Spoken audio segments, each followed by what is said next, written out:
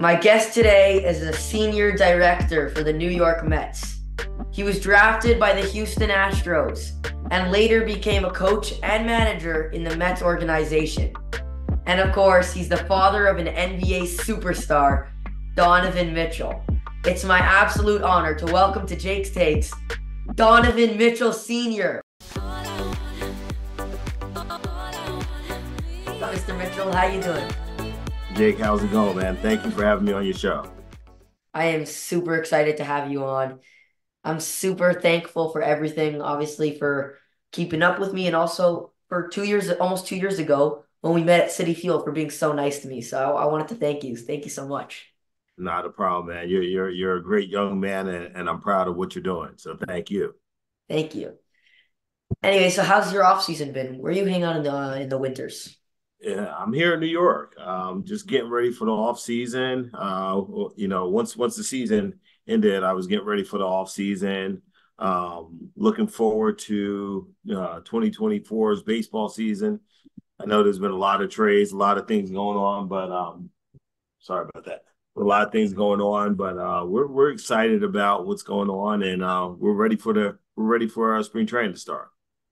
Yeah, the Dodgers throwing out like ridiculously amount of money. Like, what is going on? And then deferring it all to like 2030 so they can just keep going. Hey, that's baseball right now. That's the way things are going, but still excited about what we're doing. Really love the challenge. Love the players that we have, and think that we're gonna have a good year. I agree. By the way, I like the jersey in the background there. That DeGrom jersey is pretty nice. Yeah, I was lucky enough to get that when Jake was here. Actually, it was his last year here, and when I first met him, I had told him I wanted one of his jerseys, and right before he left, right before he walked out the door, I had asked him to sign one for me. So, built a pretty decent relationship with him over the years, and it was exciting. I'm excited for him. I know that he's out in Texas with the Rangers, but excited for him and the things that could possibly be coming his way. So I'm happy for him. Yeah, I'm very happy for him as well. Texas, it's gonna be great. Anyways, I actually saw you posted a picture from the Cowboys playoff game. Were you at that game?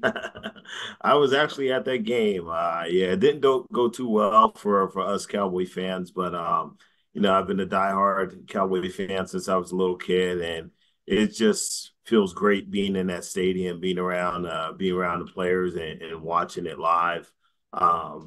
Win or lose, I go out there, I have a good time. So it was a rough game, but overall, I'm glad I was a part of it. So you follow football like in depth, like you like it like a lot? Not really. I'm more of a Cowboys fan. I have a hard time watching any other teams play. But like the other night, I think the Eagles game was on against the Buccaneers, and I was happy for Baker Mayfield and the way he played. I am a big fan of Jalen Hurts though, so it was tough seeing him lose. But it's going to be a good playoffs. Unfortunately, the Cowboys won't be going any further, but it's going to be a good playoff. Yeah, that was a shocker. I can't believe that happened. It happens. Yeah. Anyway, so you've been with the Mets organization for a long time now, and you're currently the Yes. Mets Senior Director of Diversity, Equity, and Inclusion. Talk to me Uh-huh. about your current role and how you got to where you are with the Mets. Well, it actually I didn't start out in this role. I started out as a coach. I coached in '99. Once I got released from playing, I coached until 2000, the end of 2010. 2011, I became the manager of player relations, and really enjoyed that for a while. Then I started doing some community and player relations. And then in 2020, I became the senior director of diversity, equity, and inclusion. And then they added the title back on of player relations. So I do a little bit of both for the organization, just really trying to help keep the culture and keep a positive attitude within the organization and make sure the employees enjoy their experience working here. Yeah, so you are doing clearly an amazing job at doing that. So congrats to you because you've been awesome. I appreciate that, Jake. It's fun.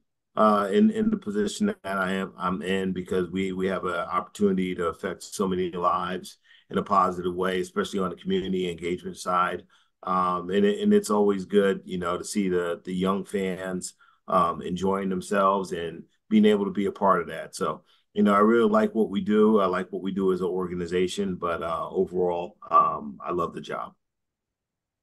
So besides for baseball and obviously now, besides for the MLB and the NFL, growing up as a kid, did you enjoy other sports? Because I see you got that Louisville sweater on. Were you a college football fan, college basketball, baseball? Now, well, Louisville's where Donovan went to school. So I actually got this when Right. he was playing it at Louisville.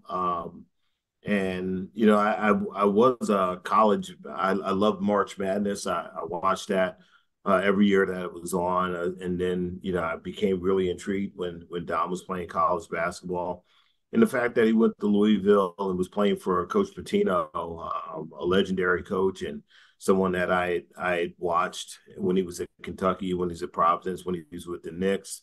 It was just exciting knowing that Dom was going to be learning from a coach with the experience that he has. Speaking of Donovan, he's your other claim to fame, huh? He's a legit superstar in the NBA. I've always been a huge fan of his, and I'm sure you instilled a huge love for baseball in him too. But how did he develop such a love for basketball? Well, like you said, Jake, he definitely was a baseball player. He grew up in the Mets locker room. He knew a lot of guys on the team. He was always down there during his spring break. He would come down in February. I was already down there in spring training. He'd spend probably a week to 10 days down there, and every day he was walking around with a baseball glove or a bat or a ball or something in his hand, just getting ready for his season. So it was exciting. I think he really enjoyed it. He had a chance to be around guys like Pedro Martinez, David Wright, Jose Reyes, Carlos Beltran. So he learned from some of the best in the game. So yeah, I think that's where he fell in love with the game, and being around the guys really helped him out. Yeah, I mean his swing was looking kind of smooth. I saw a video of him at BP in City Field. It was pretty good. What type of hitter is he? Is he power or for contact? I think now that he's got a little bit bigger and stronger, he shows that he can drive the ball pretty deep. So right now, I think he's a little bit more of a power hitter. I would love to see him take some at bats against a guy that's throwing live batting practice or live, but I don't think the NBA would like him to do that. So I think we can wait on that. Yeah, by the way, if he grew up as a huge baseball guy with a bat and ball always in his hand, when did that transition happen when he realized, holy cow, I'm good at basketball? I think growing up, he played basketball, he played soccer, and he played baseball. He played them, during their seasons. And then as he got a little bit older and went to Canterbury Prep, I think he broke his wrist his sophomore year playing baseball. And at that time, he had came to me and he asked me if I wouldn't mind if he stopped playing baseball. And right then and there, I think he really started to realize that he loved the game of basketball and he was going to miss it since he wasn't going to be able to play it that whole summer because of his injury. So I think that's where he really started to miss the game and show that love for the game. And I think after that, everything just went straight basketball. So I'm happy he made the choice because if it was baseball, I probably wouldn't get a chance to see him that much unless he was in the Mets uniform. So, my winters are pretty much free where I can go see him play as much as possible. So that's exciting. So when he was younger, when he was a kid, did you just see something like in him that you knew he would be a superstar? Just did he have that little dog in them? You know what I'm saying? Jake, he was a talented young man. He like I said, he played all three sports. So I saw the athlete in him, and I was just excited that when you see your young fella playing sports and excelling in them, you kind of get excited. So I kind of knew that he was a pretty good athlete. And then when he stepped on the court, he wasn't a selfish player. He was a player that, you know, made sure his teammates were okay. Made sure his teammates got the ball when they were open. Played defense, played hard, um, and I think he learned a lot of the fundamentals as he was coming up through the AAU circuit. When he played for Riverside and also played for the city, I think they really stress how to play the game and play the game the right way, which was very unique. Um, the detail they put into how to play the game. So I think that rubbed off and that got him to play well in high school, and then that athletic ability and the fundamentals that he had when he was in high school led to him getting that college scholarship. So very happy for him. Yes. Anyway, so he's now balling in Cleveland, obviously. But I wanted to ask you, take me back this time in Utah. I still remember watching those crazy, crazy playoffs games in that series in the bubble against the Nuggets. Him and Jamal Murray just going back and forth, 50-point game after 50-point game. Donovan actually averaged, I think, 36 over that series. Do you think that was that series was the best ball he's ever played? Yeah, I think it was. I think playing in the bubble, I think it was just a different time for I think for all the guys who were out there. I can't speak for any of them, but you could just tell that it was a different feel because you weren't really playing in front of fans. You weren't really playing in front of the same type of pressures you would if you were playing on the road in a big game or if you were playing at home in a big game. So I just think it was just those guys being able to be around each other um, and playing ball with their buddies. I think that's where their true talents came out, and they were having fun, and you could tell they were having fun. They looked like they were having fun, just being around each other all day and being able to play basketball. So, unfortunately, um, the reasons why they had to be in the bubble weren't very good. But I think overall, I think that's where you saw a lot of the camaraderie, a lot of the friendships build or take off from there. But it was really exciting watching those guys play because you just saw the true basketball players coming out of them.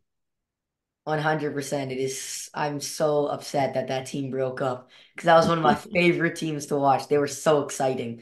But obviously, in the end, it ended up being a little bit rocky, especially with Rudy Gobert. Did Donovan ever open up to you, tell you why he was getting frustrated? Nah, that was something that we really didn't talk about. And that's not something that I really would talk about. He's happy, he's playing ball, and he's doing his thing. So we don't even talk about the past. Yeah, and when the trade rumors were picking up, all the Knicks fans all started dreaming and drooling over the thought of having Donovan on the team. It's no secret Donovan was a Knicks fan growing up. Were you hoping that he'd end up in New York?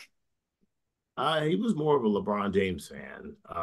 He really liked LeBron, and he liked the way he played, and he was a real big basketball fan. So wherever Don goes, wherever he plays, I'm happy for him. Right now he's in Cleveland, so that's the focus, and I'm just hoping that everything works out well for him. But no matter where he's at, he knows that his dad will be there, his mom will be there, his sister will be there for him.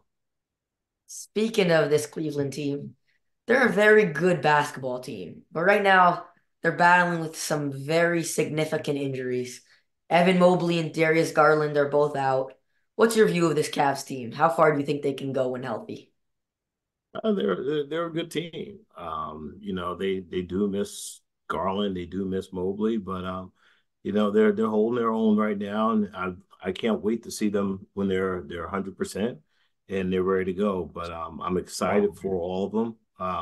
They're all good young men, and I'm really excited that that this season is starting to look like they're playing well. And like I said, I can't wait till all those guys are back together and they get the opportunity to play together. Okay, so last question, Mr. Mitchell. Is that okay? Yeah. So which basketball player did Donovan like idolize growing up? Oh, it was LeBron James, but I think as he started to get older, I just think he started to see the game differently, and he started to see different players that he really started to like. And but LeBron James was his guy. Um, coming up, I think he was at the decision. He was outside when LeBron made the decision to go to Miami. Um, but yeah, that was one of the jerseys that he had when he was younger. So I think if we had to say there was one guy, I think it would be LeBron James. Mr. Mitchell, thank you so much for taking the time and coming on my show. I had an amazing time with you today. Did you enjoy your time with me? Jake, today was fine, buddy. I really appreciate you doing this, and again, best of luck to you. Take care of yourself on the hockey ice, and play well. Keep studying hard, and keep doing what you're doing. We're all proud of you, and hope that you continue with the success. Thank you.